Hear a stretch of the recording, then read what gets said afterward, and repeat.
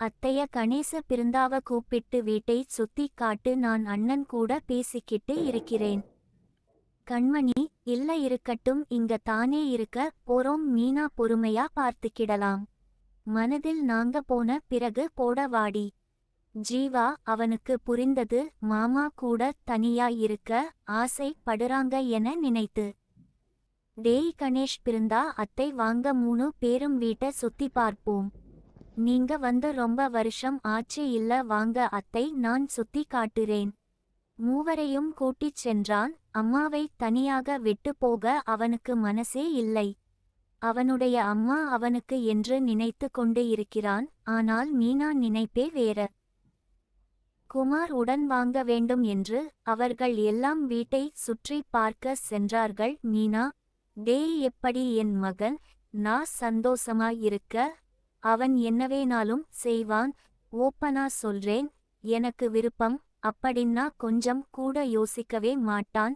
என்னைய கூட்டி கொடுக்க கூட அவன் தயங்க மாட்டான். என் சந்தோஷத்துக்காக அதையும் செய்வான். அந்த அளவுக்கு என் மேலே உசுரே வச்சு இருக்கிறான். குமார் ஏதோ சொல்ல வருவதற்கு வாயே திறந்தவன். மீனாவின் இந்த அதிரடி தாக்குதலால் அவனால் ஒன்றுமே செய்ய முடியவில்லை. மீனா தன்னுடைய மொத்த காதலை காட்டிக் கொண்டு இருந்தாள். மெதுவா கண்களை திறந்து பார்த்தவள். குமாருக்கு பின்னால் ஜீவா நின்று கொண்டு இருந்தான். மீனா அவனுக்கு கொடுத்து கொண்டே கண்களால் அவனை போ என்று சிக்னல் காமித்தாள். அவன் உங்க கிட்ட கொஞ்சம் பேசணும் ப்ளீஸ், என் கூட கொஞ்சம் வாங்க என்று கெஞ்சினான். மீனா அத பற்றி கவலை இல்லாமல் குமார்க்கு கொடுத்து கொண்டு தான் இருந்தாள். ஜீவாவை முறைத்து கொண்டு உள்ள போ என்று கோவத்துல முறைத்து பார்த்து அவனை போக வைத்தாள். ஜீவா, இப்படி இருக்காங்க, இது சரி இல்ல, என்றைக்குமே எங்களை விட்டு கொடுக்க கூடாது அப்படின்னு சொல்லி இருந்தும் ஏன் இப்படி இருக்காங்க? உங்ககிட்ட தனியா பேசணும்னு கூப்பிடட்டும்? அம்மா வரலைன்னா என்ன விட மாமாவ தான் அதிகம் பிடிச்சிருக்குன்னு நினைக்கிறேன். சரி, எல்லாம் மூடிக்கிட்டு ரூமுக்கு வருவாங்க, அப்ப கேட்போம். இன்று மனதில் நினைத்து கொண்டு அவன் ரூமிற்கு சென்றான். மீனா, ஜீவா வந்துட்டான் அப்படின்னா கூட இருக்கிறவங்க வந்து இருப்பாங்களே. குமாரை விட்டு விலகி, டேய், இதுக்கு அப்புறம் நம்ம ஜாக்கிரதையா இருக்கணும். உன் பொண்டாட்டிக்கு நம்ம மேட்டர் தெரியுமாட்டா குமார்? இல்ல, தெரியவே தெரியாது. ஆமா மாப்பிள்ளை, எதுக்கு இப்படி மாற்றி வச்சிருக்க? நீ என்ன சொன்னாலும் கேட்கிறான். அவ உன் மகன் டி. மீனா, ஆமாடா, யாரு இல்லைன்னா அவன் எந்த அளவுக்கு என் மேல பாசம் வச்சிருக்கானோ நானும் அதே அளவுக்கு தான் பாசம் வைத்திருக்கிறேன். ஆனா நீ இருந்ததால் என்னால கண்ட்ரோல் பண்ண முடியல. நான் என்னையவே இழந்துருவேன். ஏன்னா ஐ லவ் யூ டா. இந்த உலகத்துல எனக்கு நீ மட்டும் போதும் நினைக்கிறேன். என் புருஷன், என் மகன் எல்லாத்தையும் விட்டுட்டு உன் கூட வர நான் தயாராக இருக்கிறேன். இது தப்போ சரியோ எனக்கு தெரியல. நான் உன் மேல வச்ச பாசம் தான் எனக்கு முதல்ல தெரியுது. குமார், நீ சொல்றது எல்லாமே எனக்கு புரியுது. பட் இப்ப உனக்கு கல்யாணம் ஆயிடுச்சு. 25 வயசு, 26 வயசுல ஒரு மகன் இருக்கிறான். அவனுக்கும் கல்யாணம் ஆயிடுச்சு. இந்த நேரத்துல உன் புருஷன் வேற உடம்பு சரி இல்லாம வேற இருக்காரு. அவங்க தான் உனக்கு முக்கியம். மீனா, ஏண்டா நான் உனக்கு சலிச்சுட்டேன்னு பாரு. என்ன பிடிக்கலையா உனக்கு? இந்த மீனாவ உனக்கு பிடிக்கலையா? இந்த வயசுக்கு அப்புறமா நான் என் உடம்பையும் அழகையும் மெயின்டன் பண்றேன்னா எல்லாமே உனக்காகத்தான். எதுக்கு உனக்காக?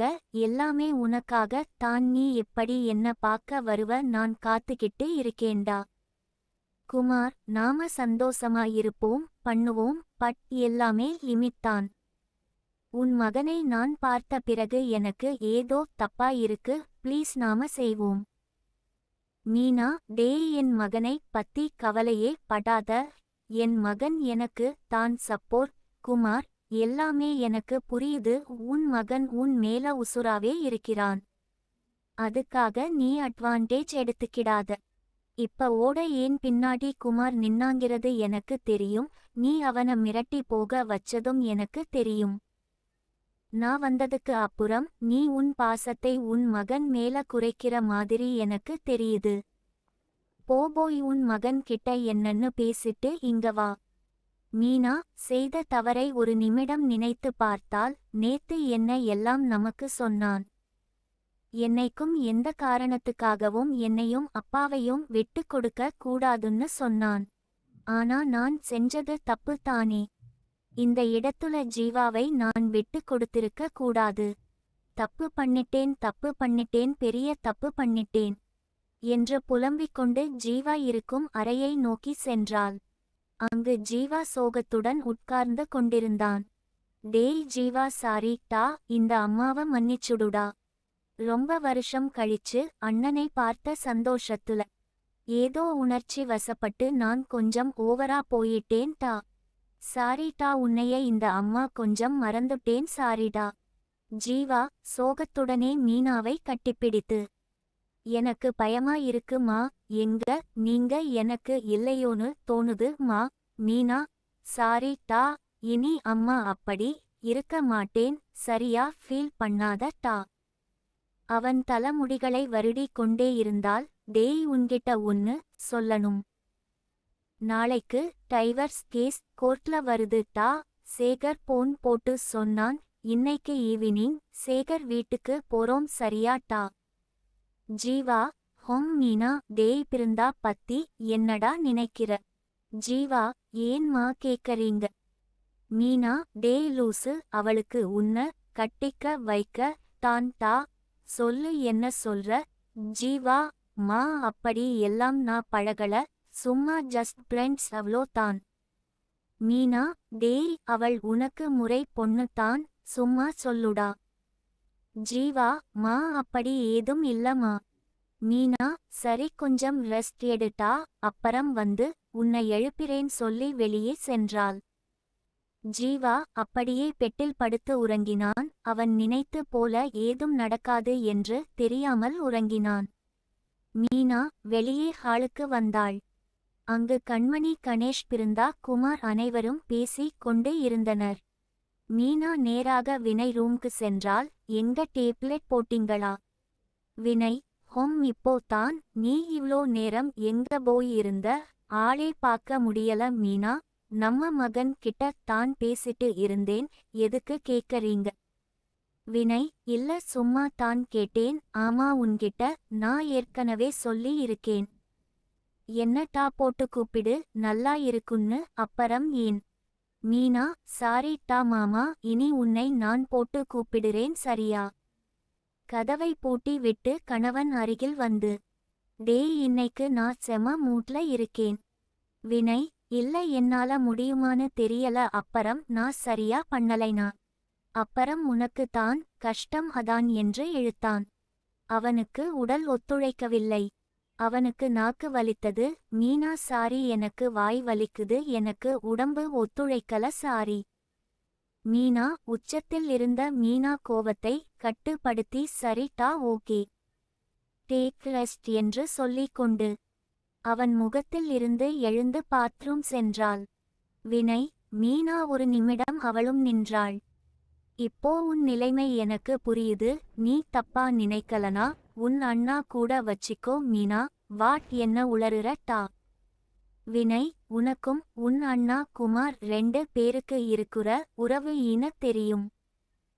மீனா அதிர்ச்சியில் ஆடி போனால், இல்ல அது வினய், நான் உன்னை நிச்சயம் பண்ண வரும்போது உன் ரூம்ல என்ன நடந்தது எனக்கு நல்லா தெரியும். மீனா கண்ணில் கண்ணீரோடு அவனிடம் சென்று, என்ன மன்னிச்சுடுடா நான். வினய், நீ ஏதும் சொல்ல வேண்டாம். முதலில் எனக்கு கோவம் வந்துச்சு, அப்புறம் நம்ம கல்யாணம், அப்புறம் ஒழுங்கா தான் இருந்த, அது போதும் எனக்கு. உங்க அண்ணா இத்தனை வருஷம் இங்க வராம இருந்ததுக்கு நான் தான் காரணம். அவன்கிட்ட உன் தங்கச்சி பார்க்க வரவே கூடாதுன்னு சொன்னேன். அவர் ஏன் எதுக்குன்னு கேள்வி கேட்காம இப்ப வரைக்கும் இங்க வராம இருந்திருக்காரு. இப்போ கணேஷ் விஷயம், அதான் அவர் வந்தார். இப்போ நானே சொல்றேன், அவர் கூட செக்ஸ் வச்சிக்கோ. மீனா ஒரு பக்கம் ரொம்ப சந்தோஷமாக இருந்தாலும் இன்னொரு பக்கம் அவளை அவளால் கண்ட்ரோல் செய்ய முடியவில்லை. ஒருவேளை வினய் பேச்சை கேட்டு குமார் கூட செய்தால் அப்பறம் நானே மனசு மாறி விடுவேன். அதனால் டேய் இது எல்லாம் வேண்டாம் ஆய்பி உன்னால முடியல. பட் இப்படியே இருக்க போறது இல்ல. எப்படியும் ஒரு நாள் நீ சரியா வருவ. அப்போ நாம சந்தோஷமா இருப்போம். நான் அதுவரைக்கும் காத்துக்கிட்டு இருப்பேன். இதுக்கு அப்புறம் உங்களது உண்மையா இருப்பேன். சாரிடா உனக்கு உண்மையா இருப்பேன். வினய்: இல்லம்மா உன் நிலைமையில் இருந்து நான் யோசிச்சு தான் இந்த முடிவு எடுத்து இருக்கேன். நீ சந்தோஷமா இருக்கணும். என்னால இப்ப முடியல. உனக்கு தேவைப்படுது. இந்த நிலைமையில பாதிலே விட்டுட்டேன். இப்போ நீ பாத்ரூம் ஏன் போறேன்னு எனக்கு தெரியும். அதுக்கு அவசியம் இல்ல. யாராலம்மா உன் அண்ணன் கூட நீ என்ஜாய் பண்ணு. எனக்கு சரி என்கிற வரைக்கும் இது நடந்தா நான் சந்தோஷப்படுவேன். நான் சரியான பிறகு உன் கூட சந்தோஷமா இருப்பேன். ஜஸ்ட் கொஞ்ச நாள் மட்டும் தான். எனக்காக வினய் சொன்ன இந்த வார்த்தை அவனுக்கு இடியே இறங்கும் என்று அவனுக்கு தெரியவில்லை. மீனா தேங்க்ஸ்டா சொல்லி அவனுக்கு நெற்றியில் முத்தம் கொடுத்து வெளியே சென்றாள். அங்கு கணேஷ் மட்டும் உட்கார்ந்து இருந்தான். டேய் அப்பா எங்க டா கணேஷ்? அவங்க அம்மா கூட அந்த ரூம்க்கு போனாங்க. ஆமா.